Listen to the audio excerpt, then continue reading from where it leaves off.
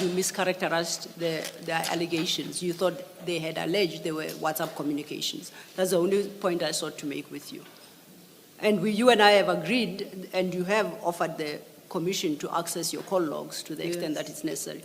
At the same time, I do take your point that they too must tender evidence before the commission to prove that such calls as they alleged did take place. Thank you. Note taken. No, just maybe to be sure where we land on this, can I maybe make the suggestion that it is probably quicker. You've raised a specific defense. You said, I've no WhatsApp communication with these people. And then we have seen from these documents that, and there are evidence that in fact they didn't allege WhatsApp calls, they just said calls. You are saying your call log will show that you didn't have those calls. Can I maybe suggest that it may be quicker and more efficient if you provided your call logs, because it's information that is easily and efficiently available to you. I know I have itemized billing, for example, and I can do numbers, that you may be quicker to do that, especially considering where we are in the process of hearings and we have to submit our report on the 17th, that it might be something that you want to consider, if you consider it important enough to Okay, we'll try and get the call logs from the service provider. Sorry, say that? We'll try and get the call, but the owners also from their side, they should get the Of course, the on their evidence, phones. because they made those allegations. I accept that. Thank you. Thank you, Mr. Thank you, Commissioner. I would like us to move off that topic and that question, Dr. Mashezi, and now we have to retrace our steps and go sequentially now. We went about differently, jumping, because we were dealing with themes more than the order How of the many questions. questions are still left? We are at the tail end, I can assure you. And in fact, the next question we deal with, it's a completely uncontroversial question. It's question 3 at your page 12. Page 12. And this question arose because some witnesses referenced this particular policy and highlighted what you stated your paragraph 71, that there is a policy called Ekurhuleni's Grants, Donations, Sponsorships and Gifts Policy. And that in terms of that policy, only the city manager may authorize acceptance of donations. And that you highlighted 71. The question was posed to you to confirm whether their interpretation of the policy is correct. Correct. And my reading of your response to that particular question from paragraph 67 to paragraph 74 is at least that is one point you agree with the witnesses that came before, that only you can authorize those donations. Correct.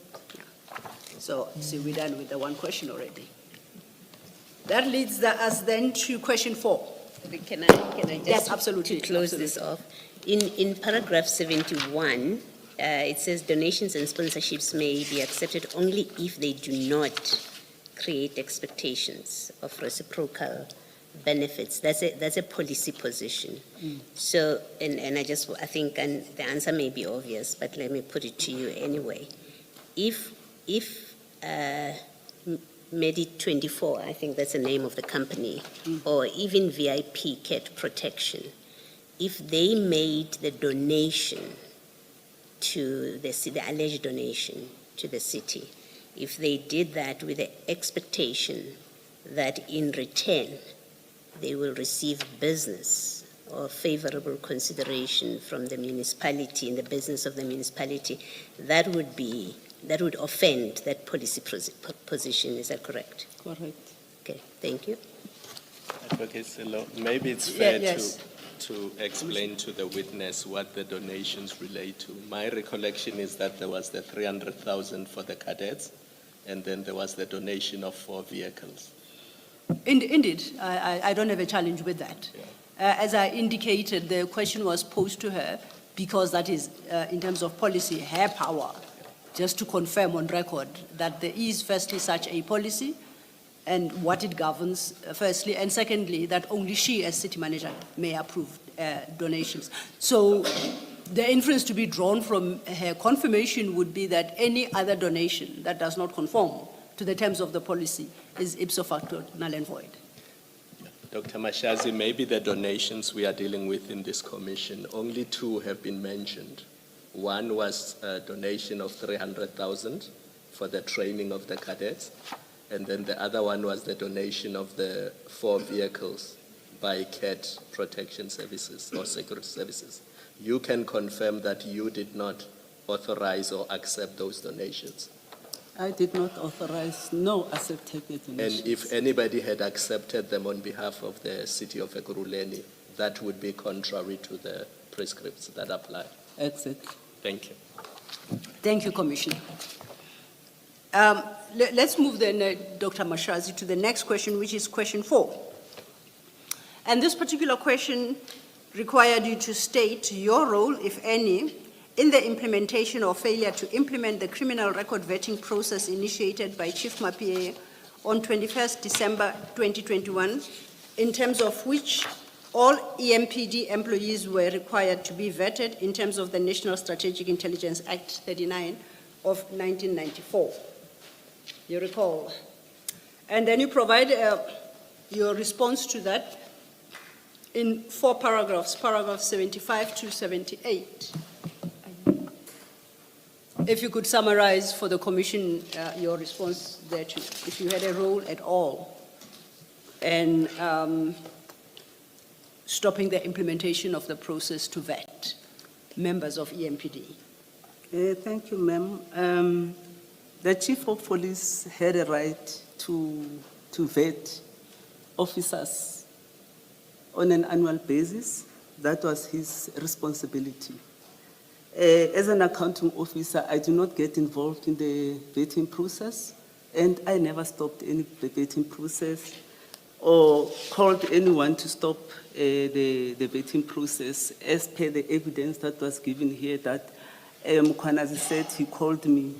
He never called me, and I never entertained anything that is contrary, because my problem is in the EMPD, it is alleged that more than 500 officers have criminal record, and it is the duty of the accounting officer of that department, which is Chief of Police, to ensure that each and every official, whether junior or senior, must go through the vetting process. And I cannot, as an accounting officer, stop that process for anyone. So you, as you touched on it, the allegation was there had been a failure to comply with Chief Mapie's directive for everyone to be vetted within EMPD, the officers of EMPD. And at that meeting, and one of the heads of the units that had failed to ensure vetting of his members and himself included was Brigadier Mkhwanazi. Commissioner Spies testified that at that meeting that where Chief Mapie was pursuing the implementation of the directive, Brigadier Mkhwanazi became very angry, and he called you to complain that he is being subjected to this process and that the requirement for vetting was not part of his employment contract. And having had that telephonic discussion with Brigadier Mkhwanazi, you directed that Brigadier Mkhwanazi and his team not be subjected to vetting. Are you saying that that conversation never took place at all? It never took place at all. It's not the content of the conversation is misquoted. But you're suggesting that that call taking place at all is a complete fabrication of both Chief Mapie and Mr. Spies? The call, ma'am, never took place, and I never instructed Mkhwanazi not to be vetted, nor did I instruct the Chief of Police to stop the vetting. I'm trying to locate the instruction issued by Chief Mapie, but I think the concept you are familiar with of vetting. Do you support the view that it is an exercise that every single police officer within EMPD must undertake? Correct, I do. Learning as you did, whenever it is you did, that Brigadier Mkwanazi failed to comply with that directive, whether it's because he refused or was just a failure on his part, and failed to ensure that members of his unit are duly vetted. What is your comment to that? He was unruly. The chief of police was supposed to deal with him. You say he was? He's being unruly in terms of the processes. If the legislation and the chief of police gives directives that each and every member of the EMPD should be vetted, why would you refuse to be vetted? For me, it's unlawful and irregular. And for the record, that directive is Annexure RS 18 to River Species statement. So it's there species annexures. Annexure RS 18, starting at page 47.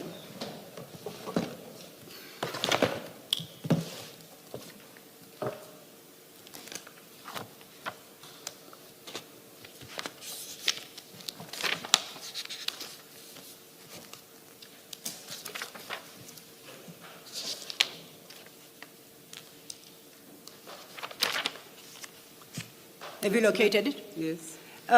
This is dated the 21st of December 2021 from IJ Mapie, Commissioner Chief of Police, EMPD, and directed to all divisional heads, all EMPD employees, EMPD.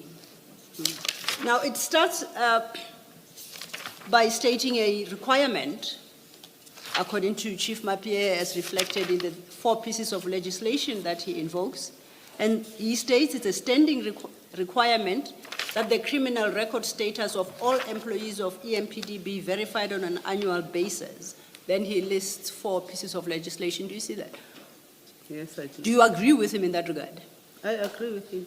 I would like to understand your attitude towards compliance with that requirement as a city manager. How important do you think the issue of compliance is?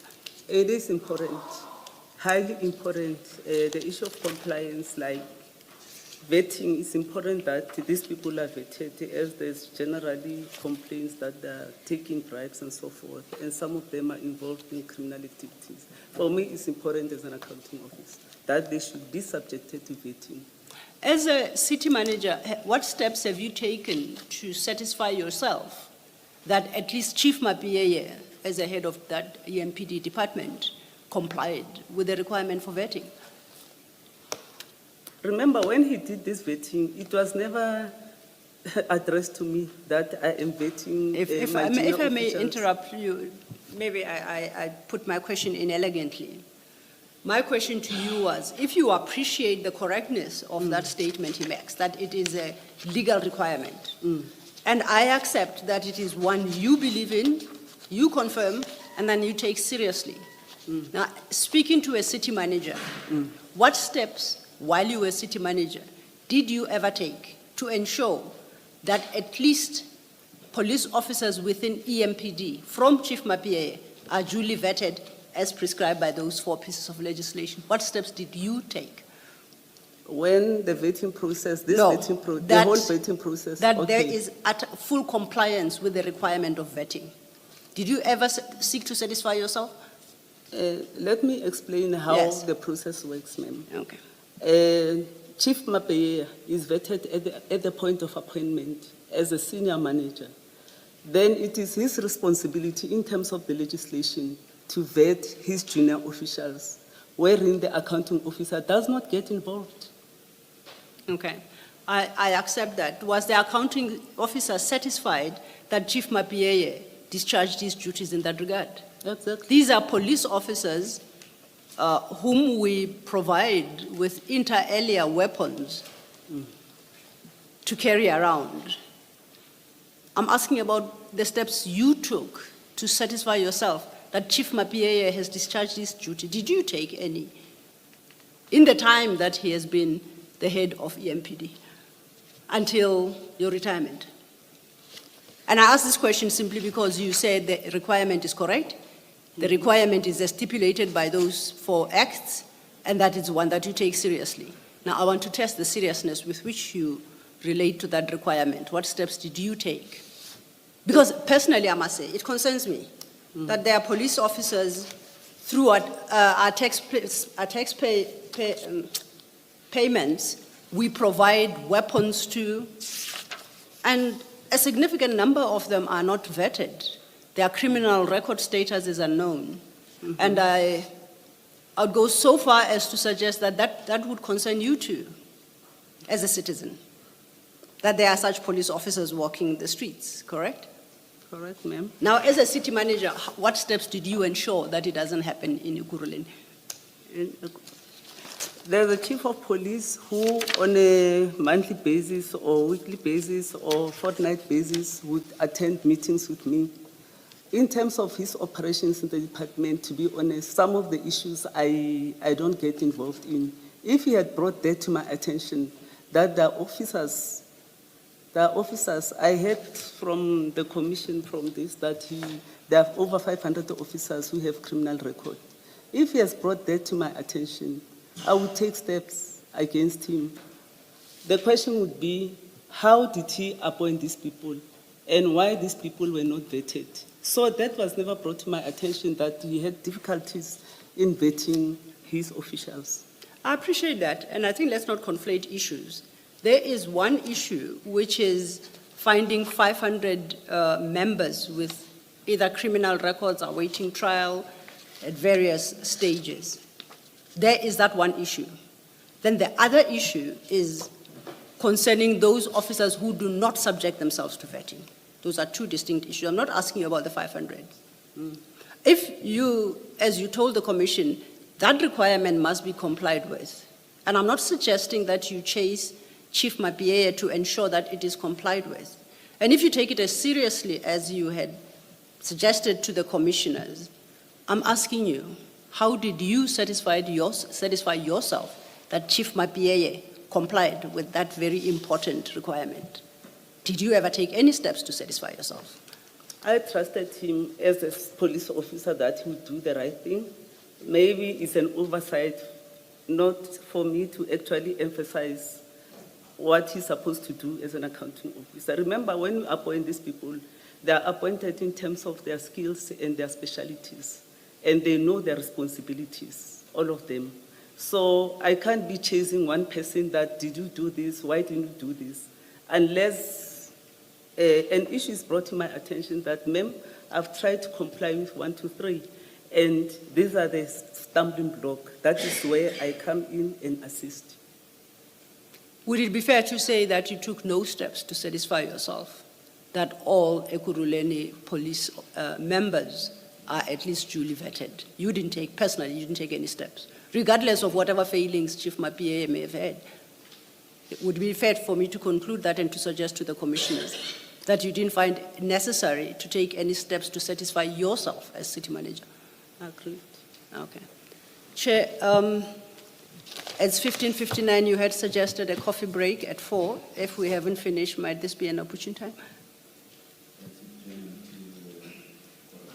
Thank you, Chair.